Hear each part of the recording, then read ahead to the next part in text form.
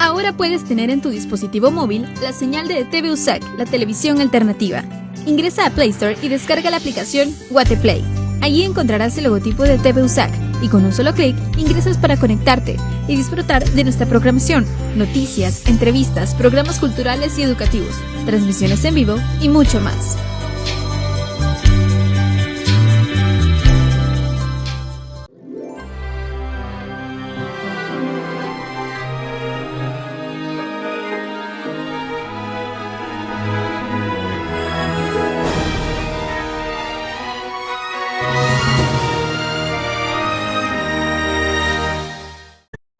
Coronavirus, la pandemia.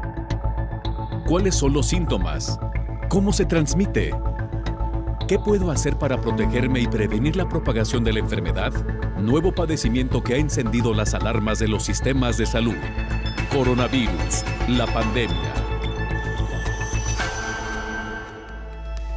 ¿Qué tal? ¿Cómo le va? Bienvenido a este programa especial de Coronavirus, la pandemia. Le recordamos que este programa es una producción de la Universidad de Guadalajara que se transmite desde el foro de Canal 44 y que llega a México y América Latina gracias a la señal de las televisoras públicas que se suman a esta emisión. Saludamos con gusto también a nuestra audiencia en Radio Universidad de Guadalajara y les invitamos para que se queden con nosotros a lo largo de la siguiente hora.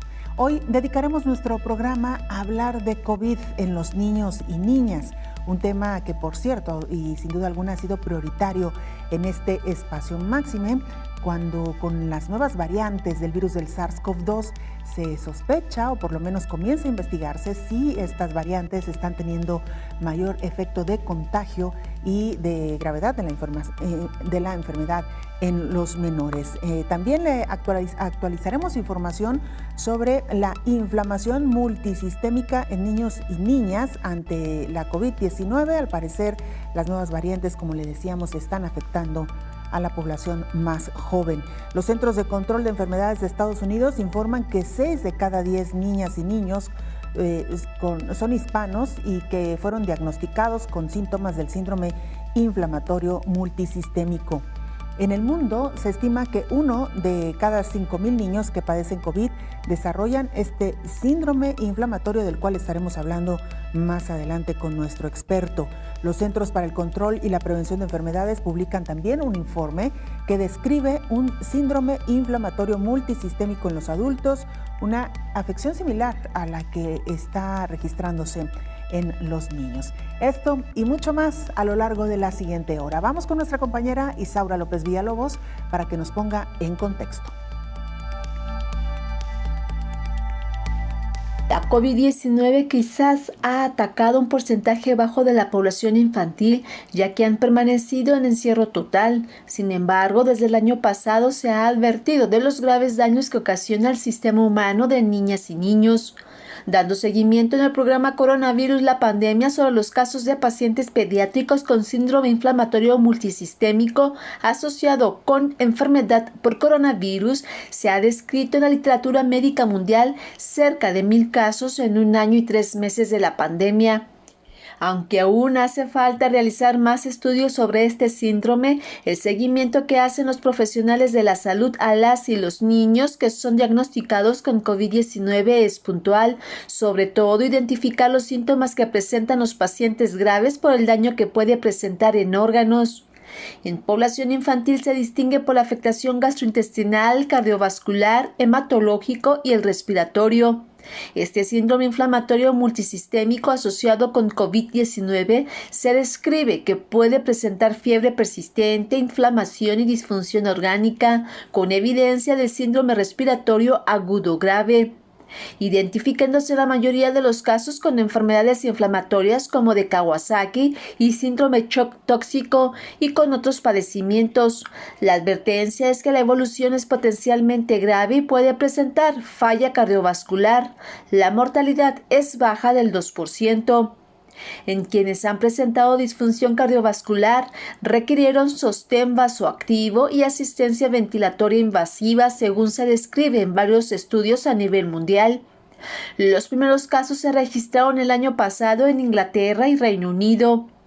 La enfermedad de Kawasaki inflama las paredes de los vasos sanguíneos. Su síntoma es similar en quienes presentan fiebre por más de 5 días. Conjuntivitis, lagañas, piel, lengua y labios toman un color rojo, mientras que las manos y las plantas de los pies se pueden hinchar. La recomendación de los especialistas es evitar que niñas y niños estén en contacto con algún enfermo por COVID-19 y en caso contrario es importante mantener vigilancia e identificar a tiempo los síntomas de la enfermedad. Mientras que esté la circulación activa, la pandemia por COVID-19 en el mundo, es importante que también las niñas y niños se usen el cubrebocas, se laven las manos y evitar acudir a plazas concurridas. La COVID-19 ataca a todas las edades, sexo, condición económica social, pero sobre todo su peligrosidad alta es en quienes padecen enfermedades crónicas y en adultos mayores. Informó Isaura López Villalobos. En Ginebra, Suiza, está nuestra compañera Cristina Gallego, corresponsal de la agencia EFE, para presentarnos el informe diario de la Organización Mundial de la Salud. Cristina, te escuchamos. Adelante con el reporte. Hola, ¿qué tal? Buenos días, Belén, y buenos días a todo el auditorio de Canal 44. El número de muertes por COVID-19 en el mundo ha aumentado considerablemente desde el jueves 1 de abril, con más de 11.000 decesos diarios, haciendo un total en toda la pandemia de 2.250.000, según los datos de la Organización Mundial de la Salud. El número de casos globales también se ha incrementado en los últimos días, llegando a niveles similares a los de la tercera ola y haciendo un total de más de 131 millones desde que comenzó la crisis sanitaria. Por otro lado, la Organización Mundial de la Salud ha insistido hoy en sus dudas sobre la emisión de certificados de vacunación contra la COVID-19 y que estos se utilicen como requisito para entrar o salir de distintos países de forma similar a los pasaportes. Esto es debido a que aún no se sabe a estas alturas a qué nivel reducen las vacunas la transmisión y en el caso de las personas ya vacunadas no se sabe por ahora cuánto tiempo pueden durar los anticuerpos en su organismo y, por tanto, si una sola vacunación es suficiente o esta tendría que hacerse de forma periódica. La OMS ha mostrado también su preocupación por la discriminación que estas medidas supondrían para gente que por determinadas razones no se ha podido vacunar. Pese a las dudas que genera esta iniciativa en la OMS, el uso de certificados de vacunación sí está avanzando en territorios como la Unión Europea, donde se espera que este tipo de documento esté listo antes del verano. Las aerolíneas también piden su implementación para reactivar el transporte aéreo, muy afectado por la pandemia. Otro asunto que está causando preocupación ha sido la reciente infección con COVID-19 del presidente argentino Alberto Fernández, casi 2 meses después de recibir la vacuna rusa Sputnik V. Por su parte, la OMS ha restado gravedad a este tema, ya que, según han declarado, la eficacia de este tipo de inmunización no es total. Hay personas que, aunque estén vacunadas, pueden infectarse, ha insistido en una rueda de prensa la portavoz de la organización, Margaret Harris, recordando que incluso en el caso de las vacunas anti-COVID con porcentajes más altos de eficacia, la posibilidad de infección aún es de en torno a un 10%. Harris ha subrayado que la vacunación es una herramienta muy buena contra la pandemia, pero que las personas vacunadas deben continuar respetando las medidas de distanciamiento social e higiene. Reportó desde Ginebra Cristina Gallego para el programa Coronavirus, la pandemia. Y advierten sobre los daños de COVID-19 en la población infantil con inflamación en corazón, pulmones y riñones. Los Centros de Control de Enfermedades de Estados Unidos actualizaron los datos respecto al síndrome inflamatorio multisistémico. Los CDCs determinaron que los menores hispanos representan el 66% de los casos reportados en el país con este síndrome. Dificultad para respirar y dolor o presión en el pecho son 2 de los síntomas del síndrome inflamatorio multisistémico que miles de niños han sufrido luego de pasar la COVID-19. Según los centros, este síndrome es una afección en la que diferentes partes del cuerpo pueden inflamarse, incluido el corazón, pulmones, riñones, cerebro, piel, ojos u órganos gastrointestinales. La agencia federal comenzó a rastrear en mayo de 2020 informes de este síndrome inflamatorio multisistémico en niños, una afección poco común pero grave, de las que se conocían hasta el pasado 1 de marzo un total de 2.617 casos y 33 muertos. Para el vocero de la Academia Americana de Pediatría, Ilan Sapiro, El diagnóstico de un niño con el síndrome inflamatorio tiene como consecuencia problemas de salud a largo plazo, que al día de hoy se desconocen. Los especialistas llaman a estar atentos a los síntomas de sus pequeños y que no solo se fijen en la dificultad para respirar y el dolor o presión en el pecho, sino también se debe estar atento a otros síntomas, como dolor abdominal severo, estado de confusión en los pequeños, incapacidad para despertar o permanecer despierto, o tener la zona de las uñas, la piel y los labios pálidos, grises o azules. Si aparecen estos síntomas, los CDC recomiendan a los padres llamar inmediatamente a emergencias, informó Rocío López Fonseca.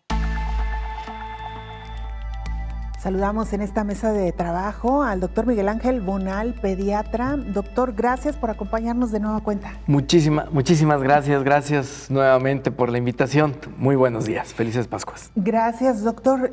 Pues sin duda alguna este tema que ha encendido las alertas de nueva cuenta. Habíamos hablado ya precisamente con usted en otras ocasiones sobre el virus del SARS-CoV-2 en niños, niñas, en la población adolescente, doctor, pero hoy quisimos retomar con usted la charla porque se habla de más casos de inflamación multisistémica en niños y niñas y también cómo ha impactado la variante del virus del SARS-CoV-2. Pero empecemos con los casos de inflamación multisistémica, doctor. ¿Cómo podemos definir esta reacción?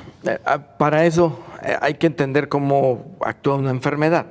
Entonces, en el momento que entra cualquier agente del cual me tengo que defender, mi organismo responde aumentando todo su sistema de defensa. Entonces, ante una infección o una agresión, la respuesta inflamatoria sistémica se da activando todos los mecanismos de defensa. Y entonces aparece fiebre, y la liberación de sustancias que son las interleucinas, citocinas, macrófagos, todo el sistema de defensa. La respuesta inflamatoria sistémica se da en cualquier enfermedad o cualquier agresión que usted, un adulto o un niño, sufra. En el caso del virus SARS-CoV-2, por las condiciones que se dan, lo que se ha visto es que esa respuesta no se frena, igual en los niños y en los adultos. Y la respuesta se da de manera tardía o se mantiene de manera tardía, lo que ocasiona que aún sin presentar la enfermedad clásica del adulto, que es alrededor de la segunda semana, que empieza con dificultad respiratoria y otras manifestaciones que agravan y ponen en riesgo la vida, el niño tiene un periodo un poco más prolongado después de la segunda o tercera semana, donde empieza como dato importante la fiebre y, como lo dice su nota informativa, empiezan a dañarse órganos y sistemas que son vitales para vivir. Corazón, riñones, hígado, páncreas, sangre. Y entonces se desarrolla una respuesta exagerada con daño a otros órganos que ponen en riesgo la vida. Doctor, ¿se tiene alguna estadística de actualmente a cuántos niños están cayendo en esta condición? Lo último reportado en el subregistro de esta enfermedad, porque al fin de cuentas los médicos tenemos que estar muy atentos a esto y entonces el subregistro sí se da, entonces no tenemos muchos casos detectados, pero alrededor del 2% de la población general en infantil está desarrollando esto, es lo que se estima, el 2%. Estamos hablando que de 1,000 casos de coronavirus se pueden estar presentando un porcentaje, 20 casos, ¿no? ¿Se puede evitar llegar a esta condición, doctor? La vacuna va a ser muy importante porque, ahorita nos podemos vacunar o se pueden vacunar, o se deberían de vacunar los mayores de 16 años. Entonces, cuando la vacuna o las pruebas ya estén dando esto, va a ser la única manera que podremos evitar que se dé esto. Esto se está viendo en los adultos. Los adultos vacunados no se están dando formas severas o graves, que la respuesta inflamatoria sistémica sería una manifestación grave o severa de la enfermedad por COVID-19. Por lo tanto, darle a un niño un tratamiento como tal, no hay nada aún siendo contacto estrecho. El contacto estrecho estuvo en contacto con alguien que tuvo coronavirus, el niño va a desarrollar la enfermedad. Dar algo en realidad no está nada comprobado. Hay algunas cosas que han mostrado efectividad, pero no es nada certero. La observación en estos casos. La observación y el acudir a tiempo a recibir atención. Sobre todo el médico deberá de estar atento a datos que podré mencionar, como es la fiebre, disminución de la cantidad de pipí que hace, ataque al estado general, o sea, que el niño se vea mal, más mal de lo que se vería con un cuadro viral habitual, como una gripa. Y pueden aparecer ya efectos secundarios, que es la dificultad respiratoria, acelerarse el corazón, empezar a disminuir la saturación, edema de extremidades inferiores, y se van agregando todo como un reflejo del daño que están teniendo los órganos y sistemas que están siendo afectados. Doctor, vamos a hacer una pausa. Regresamos con más de este tema. Tenemos preguntas, por supuesto, también de nuestra audiencia. Si usted quiere enviarnos sus inquietudes, @Canal 44 TV en Twitter y Facebook, o nos puede mandar mensajes a través de WhatsApp al 33 22 42 06 90. Una pausa, regresamos.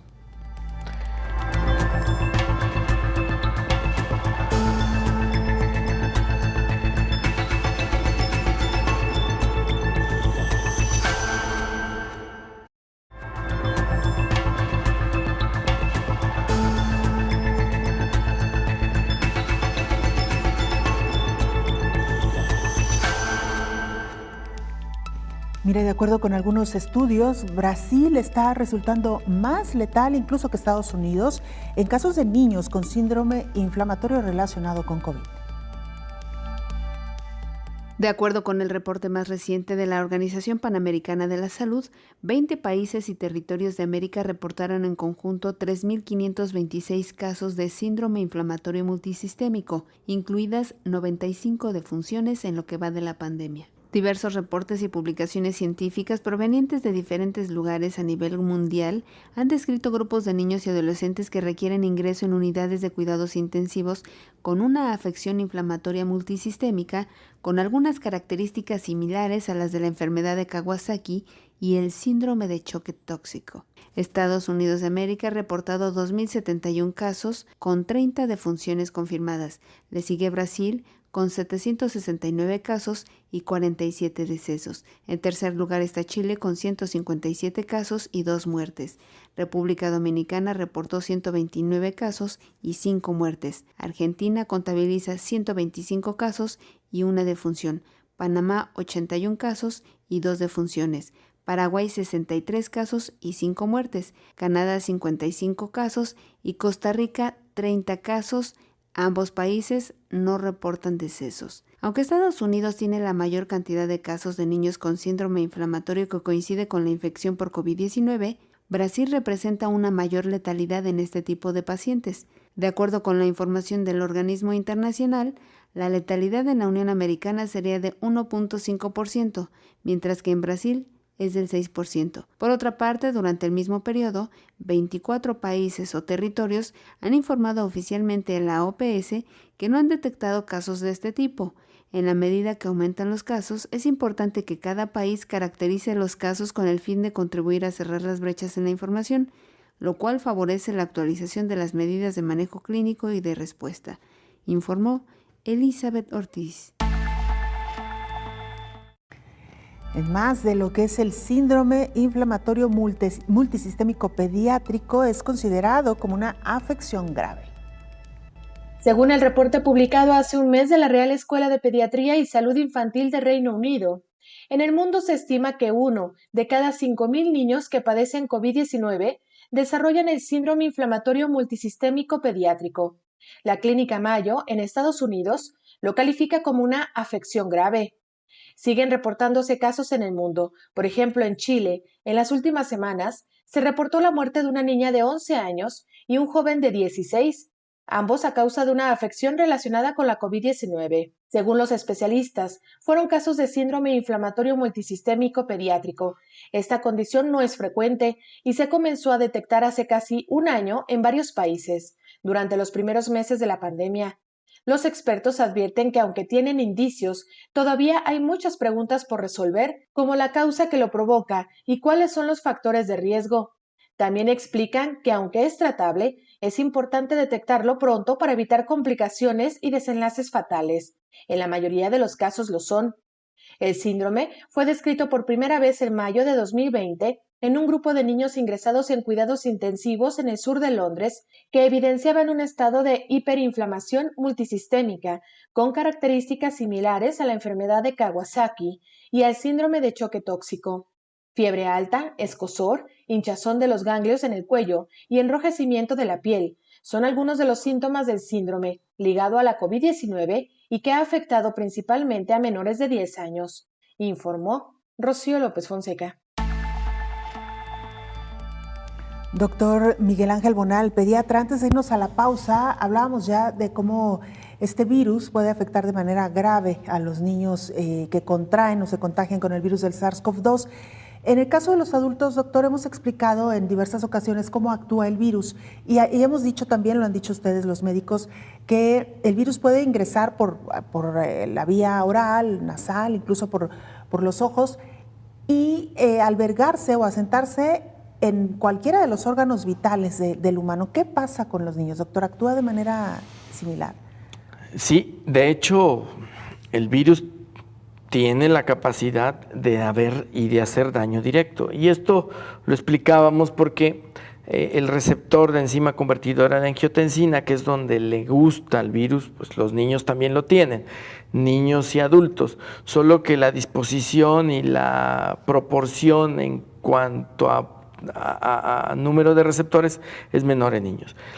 El síndrome de respuesta inflamatoria multisistémica no nomás es por el que se dañe directamente por el virus, sino a consecuencia de la respuesta inflamatoria que se está teniendo para defenderse del virus. Entonces, el ejemplo del riñón, el depósito de interleucinas o el daño por interleucinas, macrófagos en el intersticio, glomérulo del niño, entonces hace que empiece a tirar proteínas y sangre. Es por eso que los pacientes en niños, el daño renal se da no solamente por el daño directo como es en el adulto, sino a consecuencia de la respuesta inflamatoria que está. Y eso también se da en corazón, en páncreas, en el mismo pulmón. El síndrome de distrés respiratorio, de dificultad respiratoria, no solamente es por el daño directo, sino también por toda la consecuencia que se da para defenderse del virus. Doctor, veíamos unas estadísticas que nos presentaban ya nuestras compañeras en las piezas informativas y llama la atención cómo pues casi la mayoría de los casos tienen reportes de niños con COVID y casos graves además. Sin embargo, cuando se revisa el número de muertes, llama la atención, por ejemplo, que Canadá registra 0 muertes, mientras que Brasil está liderando esta lista en el número de defunciones. Me hace pensar, doctor, no lo sé, lo digo de manera muy empírica, usted es el experto, que se pueden evitar las muertes aun cuando se tenga este padecimiento grave. Sí, sí. Y la estadística lo único que demuestra son 3 cosas. La capacidad o la capacidad de atención que se da en el nivel hospitalario. Segundo, la premura, o sea, llegar a tiempo antes de que suceda un daño mayor. Y tercero, la cultura. La cultura que debemos de tener los papás para detectar que lo que está pasando con nuestro hijo debe de recibir atención pronta. La tasa de letalidad, como se mostró ahí en Brasil, depende mucho de eso, la capacidad hospitalaria, la premura con lo que llega y los tratamientos o lo que se les da a los niños antes de llegar a recibir la atención adecuada. Nos ha enseñado mucho esta pandemia acerca de eso, ¿no? Usted nos decía al principio, doctor, y era una creencia muy divulgada, de que los niños primero no se contagiaban con el virus del SARS-CoV-2. Después se descubrió que sí, pero que su mayoría eran asintomáticos. Y luego se dijo que entonces los niños no enfermaban de manera grave. Hoy nos damos cuenta que no, que sí hay casos de niños graves, aunque hay que decirlo también, doctor, la estadística sigue siendo menor. Sí, lo que captamos de casos, porque no sabemos lo que está sucediendo en el mundo, en los niños, nos da un subregistro. Y lo que usted acaba de decir es fundamental. Los niños sí se pueden enfermar por el virus, aparte de ser asintomáticos, o sea, enfermos sin síntomas y ser transmisores para los abuelos o las personas que los cuidan. Desarrollarán una enfermedad como es el síndrome inflamatorio multisistémico entre la segunda, tercera, cuarta semana, sin haber tenido la enfermedad clásica del adulto, donde vamos a empezar a tener síntomas de daño ya a corazón, a riñón y a otros órganos que son los que aumentan la mortalidad si no reciben atención temprana, ¿no? Claro, ¿por qué? No sé si la pregunta es por qué se parece al síndrome de Kawasaki o por qué se ha utilizado Kawasaki como referencia en estos daños a los niños. El síndrome de Kawasaki, como es una respuesta inflamatoria de manera exagerada, con una característica muy significativa, que esa respuesta inflamatoria da fiebre por más de 7 días, o sea, una fiebre que no sepa el médico qué es por más de 7 días. 2, aparecen lesiones en mucosas, o sea, se ponen más rojos las mucosas, ojos, boca, y puede aparecer un salpullido fino, pero lo que no vemos, que es lo característico de la descripción de esto, aparte de los síntomas mayores o los datos clínicos mayores, que son criterios mayores como es la fiebre y estos que mencioné, da una afección cardíaca que puede ser letal. Al dañar los vasos sanguíneos que llevan la sangre, sobre todo en las arterias coronarias en el corazón, la adelgazan y se empiezan a formar por el daño directo chipotitos, que son los aneurismas. Esos aneurismas van a llevar a condicionar que falle el riego sanguíneo, o sea, lo que alimenta al corazón, y un corazón que está trabajando de más sin una adecuada alimentación o perfusión sanguínea, pues causa infartos y muerte súbita en niños. Ay, doctor, bueno, vamos a hacer una pausa y regresamos para que nos cuente qué está pasando con las nuevas variantes del virus del SARS-CoV-2 en la población infantil y juvenil. Nos preguntan también qué va a pasar con las vacunas de COVID-19 para niños, si son seguras, no son seguras, si las están probando, no las están probando. Con esto y mucho más, regresamos después de la pausa.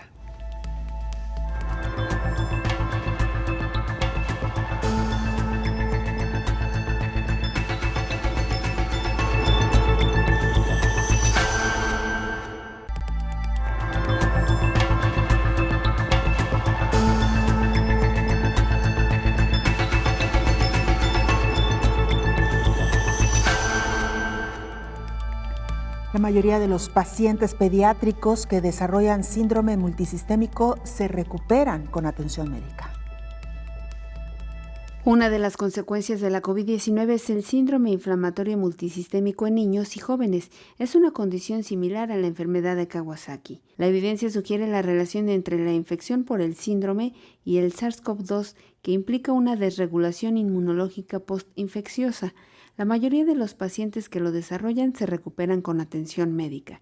Después de una revisión cuidadosa de los casos reportados, Alaska determinó que 8 niños cumplieron con la definición de síndrome inflamatorio multisistémico. Todos sobrevivieron.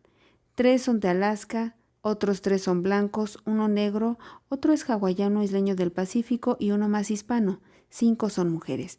En cuanto a las edades, 4 de ellos tienen entre 0 y 4 años. Otros 3 están en el grupo de 5 y 10 años y 1 más en el rango de 11 a 20 años.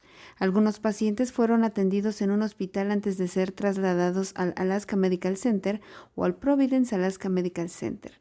Todos los pacientes ingresaron en el hospital y 5 fueron atendidos en una unidad pediátrica de cuidados intensivos debido a complicaciones graves, como disfunción cardíaca, shock, dilatación de la arteria coronaria o aneurisma. Todos los pacientes recibieron al menos una ronda de inmunoglobulina intravenosa y 7 recibieron esteroides. De acuerdo con la Organización Mundial de la Salud, los síntomas más comunes en estos casos son fiebre alta, letargo durante varios días, dolor abdominal intenso, vómitos, diarrea, ganglios linfáticos inflamados y erupción cutánea, informó Elizabeth Ortiz. Abrimos un paréntesis en el tema que hoy abordamos para ir a Honduras. Nuestra compañera Naomi Mesa, periodista de STV Telebásica, nos tiene lo más reciente. Naomi, te escuchamos. Adelante con la información. Un saludo para ti, Belén, y para toda la audiencia de Canal 44. Tras la Semana Santa en Honduras, el sistema de control biométrico del Instituto Nacional de Inmigración registró que 30.406 viajeros internacionales ingresaron al país por motivos de turismo. De igual manera, a pesar de aún estar en medio de la pandemia del COVID-19, una nueva caravana de inmigrantes salió de Honduras rumbo a Estados Unidos. Por lo menos un centenar de hondureños, entre ellos muchos menores de edad, mujeres y hombres, llegaron el pasado lunes por la noche a la Gran Central Metropolitana, la principal terminal de autobuses de la ciudad de San Pedro Sula. Honduras ya sobrepasa los 190.600 casos positivos por COVID-19. Se reportan más de 73.300 personas recuperadas, pero con el lamentable deceso de más de 4.600 hondureños. Intentando reactivar un poco la normalidad educativa, luego de casi un año que las clases presenciales se suspendieron, SINAGER ha dado luz verdes a algunas escuelas y universidades para comenzar el pilotaje de ensayos para un retorno seguro a las actividades académicas de algunas carreras, tomando las medidas de bioseguridad respectivas. Por otro lado, Honduras sigue en espera de la vacuna rusa Sputnik V, contrato que tiene vigencia desde inicios del mes de marzo, para la adquisición de 4.2 millones de dosis de la vacuna contra el COVID-19, que inmunizaría a 2.1 millones de hondureños. Marco Midense, ministro de Finanzas, mencionó que desde Rusia informaron que aumentarán la producción de vacunas para enviar las dosis a los catrachos. Explicó que hay una demanda excesiva global y a eso se debe la demora. Hasta el momento, Honduras ha vacunado a un poco más de 50.000 personas, de las cuales 2.787 estaban en el proceso de recibir la segunda dosis de la vacuna Moderna donada por Israel. El resto solamente tiene la primera dosis de la vacuna de AstraZeneca, que llegó al país por donación mediante el mecanismo COVAX. Les seguimos recordando a los hondureños que se cuiden en todo momento. No olviden las medidas de bioseguridad y que de no ser necesario no salgan de su casa. Para Coronavirus la Pandemia, informó Naomi Mesa de STV Telebásica. Muchas gracias, Naomi. Un saludo, por supuesto, a nuestros hermanos hondureños que nos siguen a través de la televisora pública. Doctor Miguel Ángel Bonal, pediatra, lo escuchábamos ya y a manera de refuerzo de lo que hemos venido aquí planteando, de lo que usted ha planteado, este síndrome multisistémico que se presenta en menores que han padecido el virus del SARS-CoV-2 y que se considera la forma grave de la enfermedad, se puede curar, es decir, no es sinónimo de muerte. Con una buena atención oportuna, una buena alerta por parte de los padres, los niños salen. Y la pregunta es, doctor, ¿quedan secuelas después de un episodio como este? Bien, como es una respuesta inflamatoria sistémica exagerada, el uso de antiinflamatorios a dosis adecuadas, el uso de ayuda para el corazón y pulmones, no necesariamente intubando a los niños, es la piedra angular de esto, y si se hace de manera correcta, prácticamente no deja secuelas. Estamos hablando de que uno pensaría que el riñón quedaría como en los adultos necesitando diálisis. No. El corazón con capacidad, si se recupera y se frena la respuesta inflamatoria y se soporta la capacidad cardíaca sin secuelas, tomando en cuenta que si se asocia con Kawasaki, donde hay afectación cardiológica, si se hace a tiempo y bien, prácticamente la funcionalidad queda normal. Pulmón con capacidades pulmonares normales, sin necesidad de irse a casa con oxígeno. Lo que hemos aprendido en este año, 3 meses, ha sido, antes, por ejemplo, un niño con respuesta inflamatoria multisistémica, lo dábamos de alta a la 3ª semana, algunos con oxígeno. Ahorita se están yendo antes de la 2ª semana sin oxígeno. Entonces sí hemos aprendido a hacer las cosas de manera diferente y la mortalidad ha sido, al menos con mi grupo de trabajo, ha sido del 0%. Del 0%, doctor. ¿Qué pasa con las nuevas variantes del virus del SARS-CoV-2? ¿Qué se sabe de estas variantes en los niños? Bien, lo importante de las cepas nuevas, que son 4, las más importantes, que lo voy a mencionar brasileña, la inglesa, la canadiense y la sudafricana.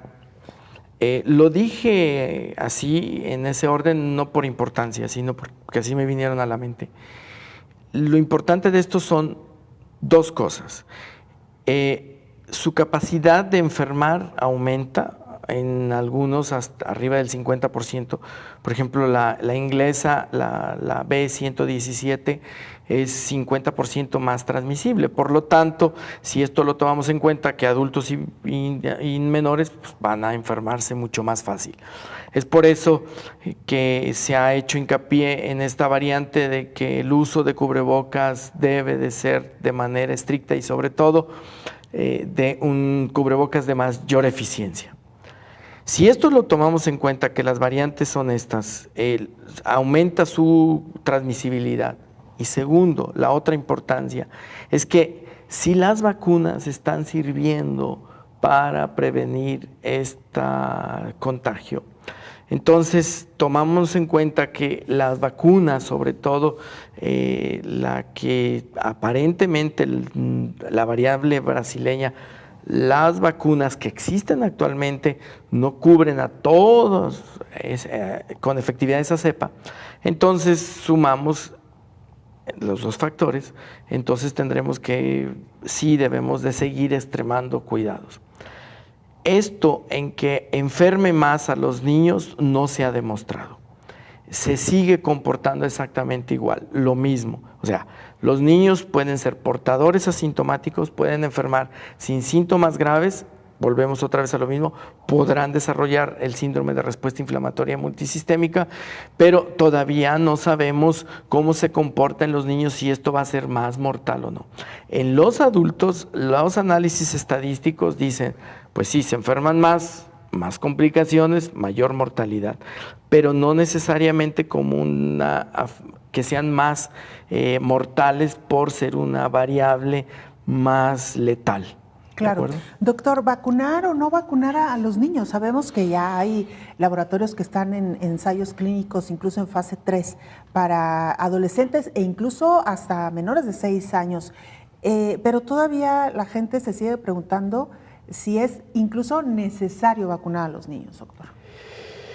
Lo voy a decir así, y espero que sirva para las personas que todavía tienen dudas. La mejor vacuna es la que se pone.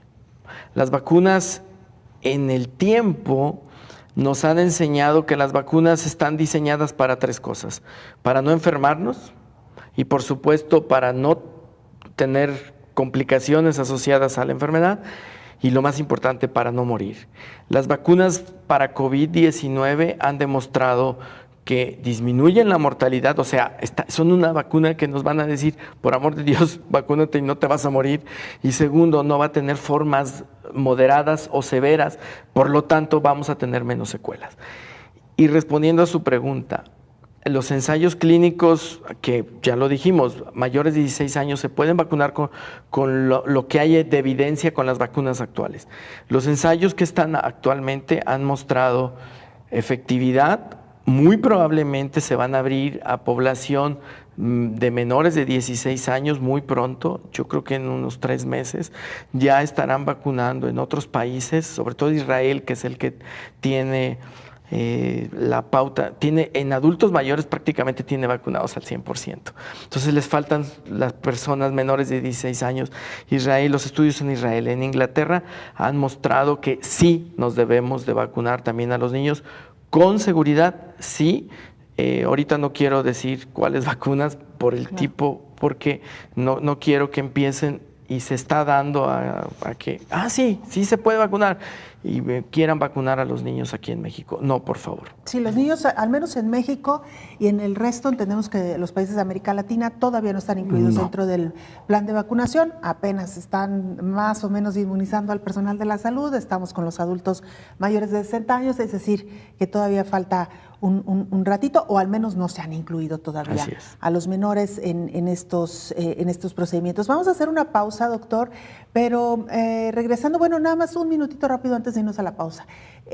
Las vacunas para los menores ¿Es la misma que se le aplica a un adulto o varían en su composición, doctor, en cuanto a la concentración, digamos? Es la misma en principio tecnológico, RNA, o sea, inyectar el material para identificarlo, montarlo en un adenovirus como para que forme el virus y se reproduzca sin causar la enfermedad por COVID-19, o la vacuna del virus atenuado. ¿Es la misma tecnología? Sí, se va a tener que utilizar la misma tecnología de producción de vacuna. Lo que no sabemos es la cantidad de material que se va a inocular. El ejemplo es la vacuna de influenza. La vacuna de influenza, la dosis para vacunar adultos es, aunque sea la misma vacuna, es una, y la vacunación para menores de un año, menores de 2 años es distinta. Ya lo veremos cuando empiece entonces esta autorización para vacunar a menores. Así es. Vamos a hacer una pausa, regresamos, usted no se vaya.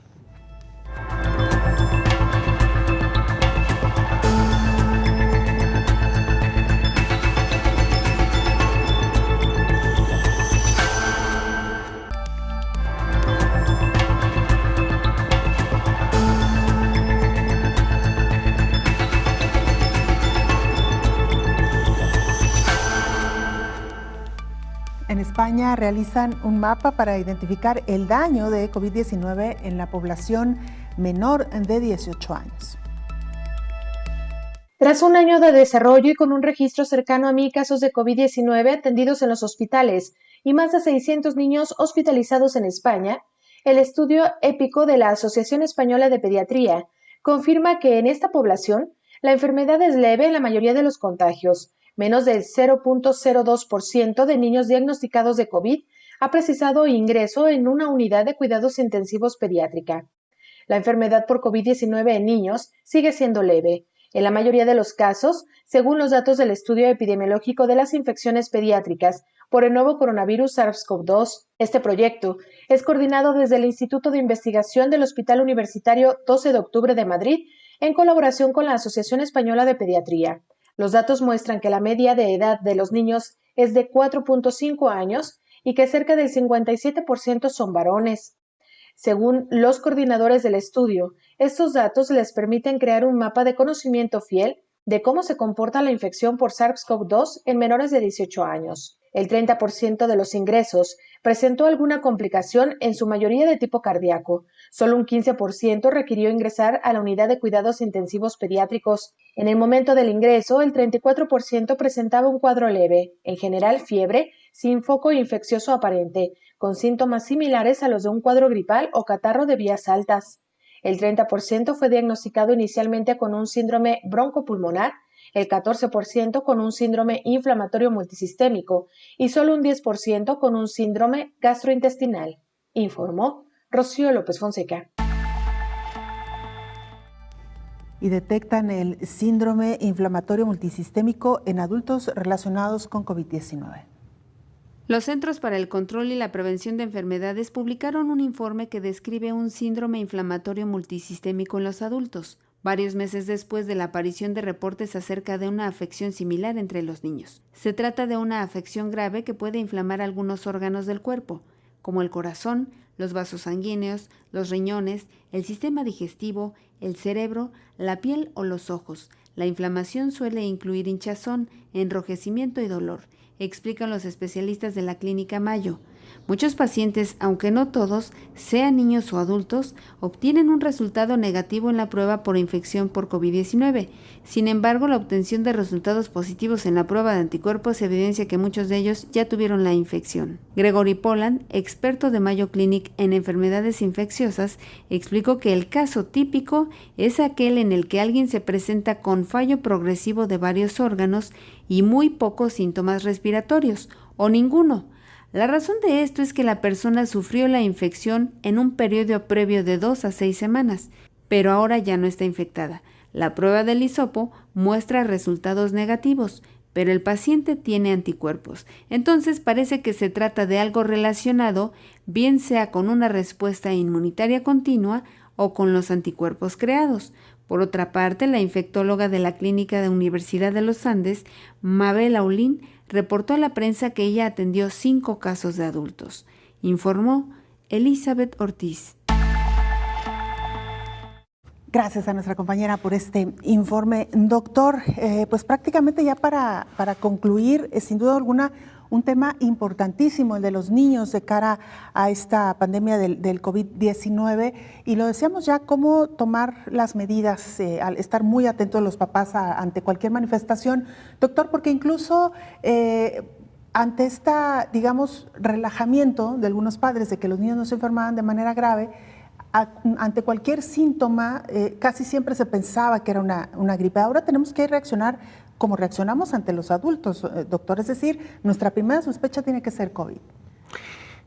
Fiebre que no tenga un origen con posibilidades de haber sido contagiado por un portador después de la segunda o tercera semana, aun cuando creamos que no, puede ser COVID. Es por eso que los papás deben de tener en cuenta esto. Fiebres que no tenemos un origen, muy probablemente es una infección viral. Y ahora, en ese mundo de virus, adenovirus, coxsackie, sincicial respiratorio, parvovirus, rotavirus, virus influenza, parainfluenza, ahora se agrega virus COVID, SARS-CoV-2 de la enfermedad de COVID-19. Y lo importante, que ya lo escucharon, puede que no esté detectado el antígeno en la prueba de hisopado, pero ya tiene anticuerpos. Es la respuesta inflamatoria, la respuesta a la enfermedad, aun cuando no haya tenido síntomas respiratorios al inicio, puede desencadenar este síndrome de respuesta inflamatoria sistémica. La respuesta exagerada ante la infección no detectada del virus SARS-CoV-2. Doctor, ¿qué ha pasado con el resto de las vacunas para los menores? Nos han preguntado también si es seguro o no es seguro llevar a los niños a los consultorios, al sector salud, a vacunarlos en medio de esta pandemia. Aquí tenemos, y lo tengo que decir, tenemos no una adecuada cobertura ahorita porque no hay faltantes de vacunas. Entonces, por favor, aprovechen las que hay. Como lo dije, la mejor vacuna es la que se pone y la peor vacuna es la que nunca se pone teniendo acceso a ella. Entonces, con las medidas de precaución lo están haciendo, no hay largas filas, sobre todo pues, por el miedo, hay muy poca gente que está queriendo vacunar a sus hijos, vayan, háganlo. Recuerden que el esquema básico de los 2, 4 y 6 meses con la vacuna de neumococo, rotavirus y difteria, tosferina, tétanos, hemófilos, influenza, hepatitis B y polio, tienen que aplicarlas, o sea, vayan. Sarampión al año y en algunos lugares del sector salud hay varicela y hepatitis A. Hay que poner las vacunas, por favor. Claro, y doctor, también nos han estado preguntando sobre un eventual regreso a clases, que lo hemos visto ya en los países europeos, en Norteamérica, incluso en Estados Unidos, Canadá. Acá en México y algunos países de América Latina se está previendo el regreso de los niños a las escuelas. Nos han preguntado particularmente cómo se da más el contagio, del adulto al menor o del menor al adulto, un poco a manera de tomar más esa precaución. Bien, lo tengo que decir de manera clara. Los adultos son los que tendrían riesgo, o sea, los profesores son los que tendrían mayor riesgo de enfermarse, porque como los niños son portadores asintomáticos, pueden ir a la escuela aún sin síntomas de cualquier enfermedad y enfermar, si no hay la protección adecuada, a sus maestros, ¿no? La población en riesgo siempre va a ser tanto niños y adultos, pero en el caso de las escuelas, es por eso que es entendible que se estén tratando de vacunar a los maestros que sí van a regresar a la escuela, en algún momento dado que estén vacunados. Y los niños, nosotros tendremos que proteger a los maestros teniendo los cuidados que siempre debemos de tener. Por favor, los niños, como son portadores asintomáticos, eviten el contacto con personas enfermas, sana distancia, enséñenlos a utilizar el cubrebocas. Los mayores de 2 años pueden utilizar cubrebocas y las condiciones de bien ventilados, los lugares donde estemos, es lo más importante. Entonces, el prepararnos para el regreso a la escuela es tener la cultura suficiente de prevenir. Segundo, y las instalaciones adecuadas. Las aulas deben de estar con los mesabancos, con sana distancia y bien ventilados para que no haya concentración de virus dentro de los salones de clase. Y los niños mayores de 2 años, uso de cubrebocas. Esto es algo con lo que tendremos que vivir si es que queremos regresar lo más pronto posible a las actividades escolares en las aulas. Qué bueno que menciona lo del cubrebocas, doctor, porque es otra de las grandes preguntas que constantemente nos hacen. ¿A partir de qué edad un niño puede utilizar sin riesgo un cubrebocas? Ya lo acaba de decir, a partir de los 2 años. 2 años. Ahora, doctor, a propósito del inicio de la vacunación en los adultos mayores, también otra pregunta que nos hacen es, ¿se puede entonces ya, ahora sí, propiciar la convivencia entre los abuelos y los nietos? No. Miren, hay que entender, digo sí, pero no. El estar vacunado no es decir ya no me voy a enfermar. Vuelvo a insistir, la vacuna está diseñada para evitar la muerte, o sea, me voy a enfermar, pero ya muy probablemente no me voy a morir. ¿Por qué? Porque las formas moderadas o severas que van a tener complicaciones que me lleven a la muerte ya no las voy a tener. Hay que actuar con inteligencia, por favor. O sea, ya estoy vacunado y ahora sí me puedo meter en un lugar donde haya 50 gente sin ventilación, sin uso de cubrebocas. No. O sea, tampoco el estar vacunado me da la libertad para hacer lo que antes hacía. No, eso me obliga a ser más responsable. ¿Por qué? Porque yo, si bien estoy protegido, yo voy a poder desarrollar la enfermedad y voy a poder ser portador y enfermar a otras personas. Ojo, la vacuna no está diseñada para que me dé la enfermedad en poquito, o sea, no me dé enfermedad moderada, severa y no me muera, pero podré tener y ser portador también sin una enfermedad grave y poder enfermar a otras personas. Por lo tanto, utilicen la inteligencia. El estar vacunado nos hace muchísimo más responsables y agradecidos de que estoy vacunado y por lo tanto tengo que cuidar a otras personas. En tanto no haya esta inmunidad de rebaño. 80% de la población o vacunada o con la enfermedad y anticuerpos. Claro. Doctor, qué gusto, como siempre. Muchas gracias por acompañarnos. Un placer. Muchísimas gracias. Nosotros nos vamos. Gracias por habernos acompañado. Le invitamos para que nos sintonice en la próxima emisión. Coronavirus, la pandemia.